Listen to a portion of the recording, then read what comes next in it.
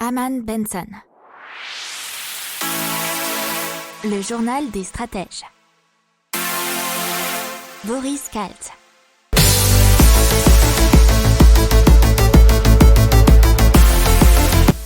Bonjour à tous et bienvenue dans le journal des stratèges pour une revue de l'actualité éco-tech et impact du jour. Et aujourd'hui on va vous parler à la une du marché mondial du jeu vidéo, ensuite dans l'écho d'une vague de faillites selon la BCE, ensuite on continuera avec les véhicules électriques dans le monde, ensuite dans la tech on vous parle de iSlit qui va améliorer les diagnostics ophtalmologiques, ensuite de Mighty, puis de Pixil pour la détection de pathologies neurologiques.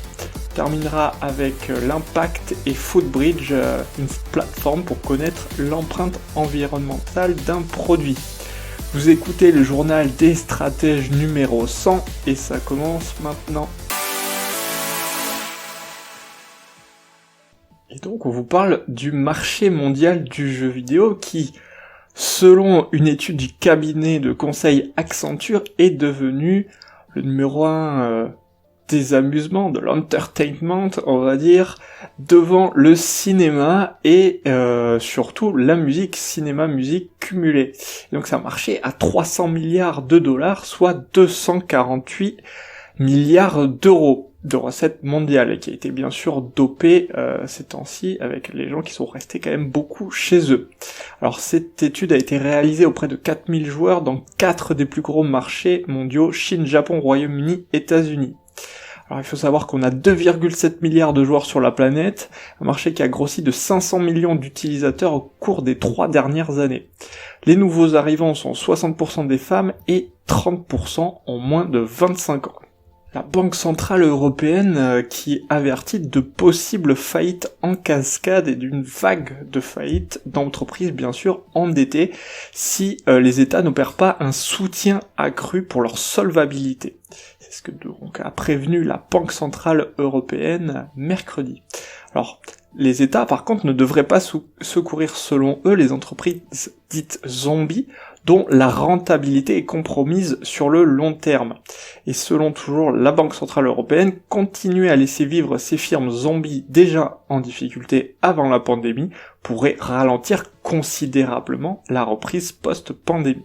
Alors on continue en vous parlant des voitures électriques et du rapport de l'International Energy Agency qui s'appelle Global Electric Vehicle Outlook, et que donc selon eux, 3 millions de nouvelles voitures électriques et hybrides rechargeables ont été immatriculées en 2020, ce qui est une augmentation de 41% par rapport à l'année précédente. Donc ils ont fait un peu de prospective, puisque la croissance actuelle selon eux mènerait à 145 millions de véhicules électriques en 2030. Cependant, en encourageant la production et la vente de véhicules électriques, le marché mondial pourrait atteindre 230 millions d'unités en 2030. Alors l'IEA explique alors que l'on pourrait économiser 3,5 millions de barils de pétrole par jour et réduire les émissions, bien sûr, de CO2 en conséquence. Alors l'agence révèle que les achats de véhicules électriques totalisent 100 milliards d'euros de dépenses. L'offre en matière de véhicules électriques se compose de 370 modèles donc en ce moment, soit 40% de plus qu'en 2019. Donc maintenant dans la tech, on passe à iSlit qui veut améliorer les diagnostics ophtalmologiques grâce à l'intelligence artificielle. Le but c'est d'automatiser les examens de l'œil avec une lampe à fente. Pour cela, iSlit a imaginé un outil qui s'appelle iSlit Medical pour mieux aider les professionnels à le réaliser, et ils ont eu en soutien le laboratoire CIAD de l'université de Bourgogne. Alors comment ça marche ? Un rayon de lumière pénètre l'œil et l'ophtalmologue pose son diagnostic qui est bien sûr aidé avec une technique de traitement automatique du langage NLP qui va analyser les symptômes et accompagner le praticien pour poser les bonnes questions aux patients. Alors il faut savoir que 75% des problèmes ophtalmologiques seraient liés à un mauvais examen de l'œil. Il y a déjà une vingtaine de praticiens en France, en Inde ou en Israël qui contribuent à enrichir la base de données.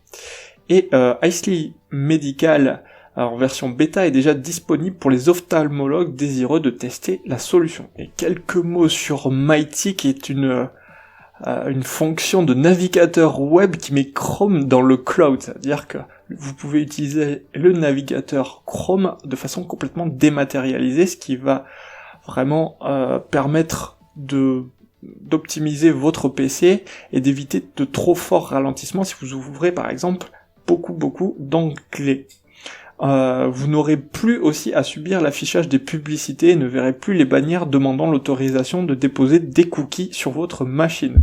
Alors ça coûte une $30 par mois pour virtualiser Chrome sur votre machine.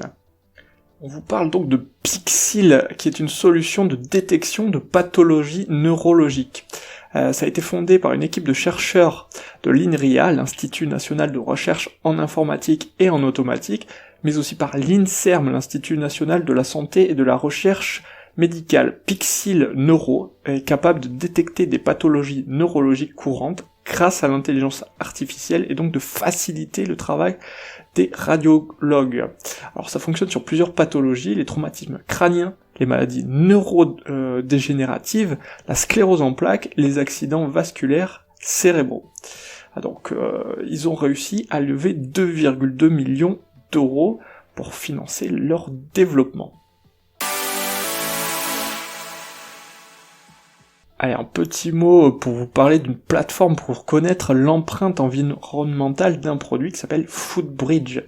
C'est le spécialiste de la mode éthique Goodfabric et l'expert de la traçabilité blockchain Tilcal qui annonce le lancement d'une plateforme qui entend permettre d'établir une traçabilité fiable pour les produits textiles.